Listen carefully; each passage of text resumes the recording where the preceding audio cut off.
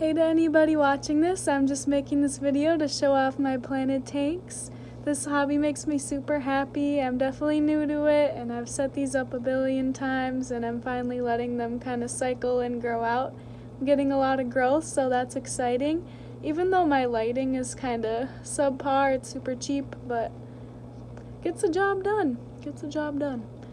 Oh yeah, so hopefully by making this I can meet people that know more about aquariums than I do and they can teach me some things. And then I can be a real aquascaper one day.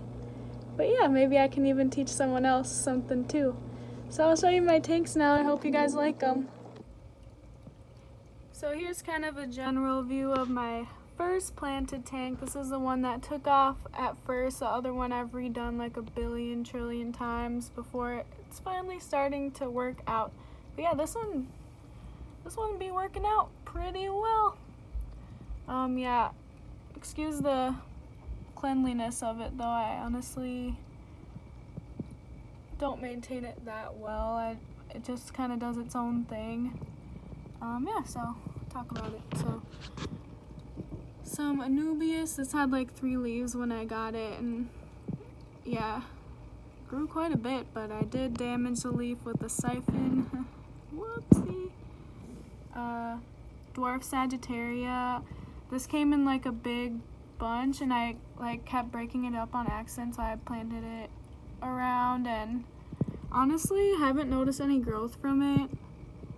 And it used to be way more erect and now it's just kind of flaccid, so whoops.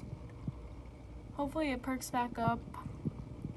Yeah, Mopani wood. Excuse the snail eggs on there. You can get them off, but don't really want to put the effort in. But yeah, I picked this piece out because of all the cool texture. The other side's cool too, but this side, very cool. Don't know what kind of wood this is. Hopefully it's Mopani because I put it in and kind of matches. I want it to be Mopani wood. Don't really know. All these rocks, yes. I hope you like them because I hand selected them all from a beach in Alaska. But yeah, now that I'm learning more about rocks, they're just kind of basic, but it's kind of special that I picked them all out. Actually, there is some jasper, a little piece that's pretty. Yeah, I didn't know it was jasper at the time, but I at least had an eye for that. Yeah, the pebbles I didn't pick out though, those are from a bag. Yeah, I don't know what kind of plant this is, but I do want to trim like these big ooh, this one I'm gonna take off like right away after this, but do want to trim the big leaves. They're just the biggest ones, so it just kind of hurts to let go. But it's getting a ton of new growth. Like all these are new, so that's fabulous. Lots of stem plants. This one could be trimmed. They grow so fast, and these ones are growing like this way, which looks cool, but don't really know why. Rotala indica in the back.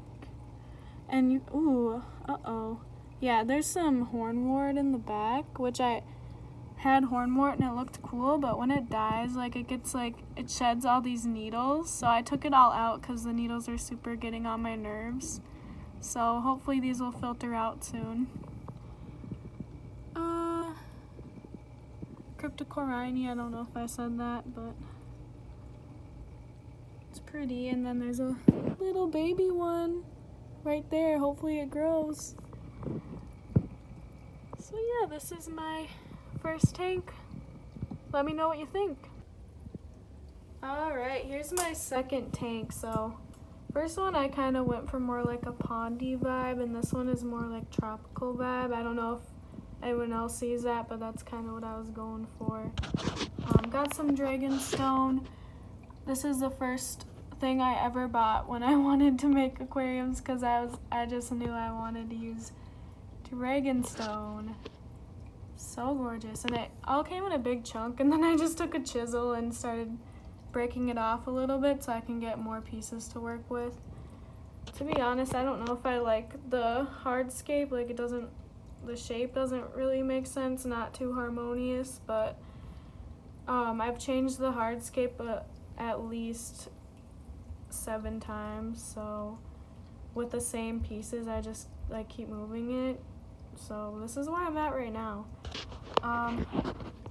Cryptocoryne, some kind of variety. I don't think it's supposed to grow like that. It must be not getting enough light, so it's getting stringy, but it looks super cool. And you can still see like some of the purple tones, which is awesome because I have some lilies here and they have that, and then I have the Rotala indica with the pink on the top, and it really like ties it all together. I love that look. So yeah, and then in the back I have a really cool plant.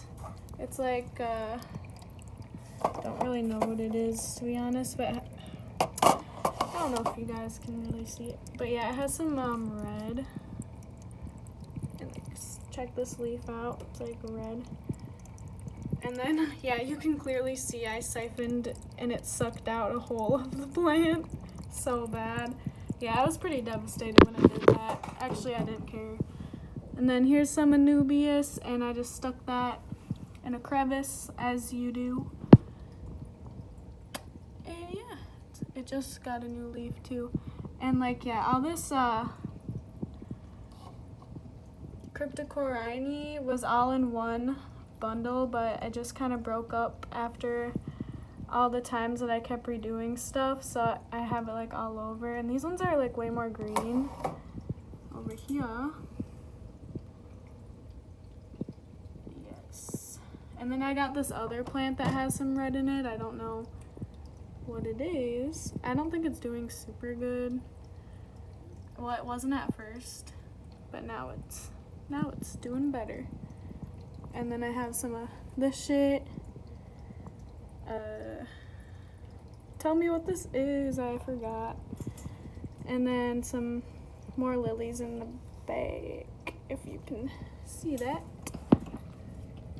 Yeah.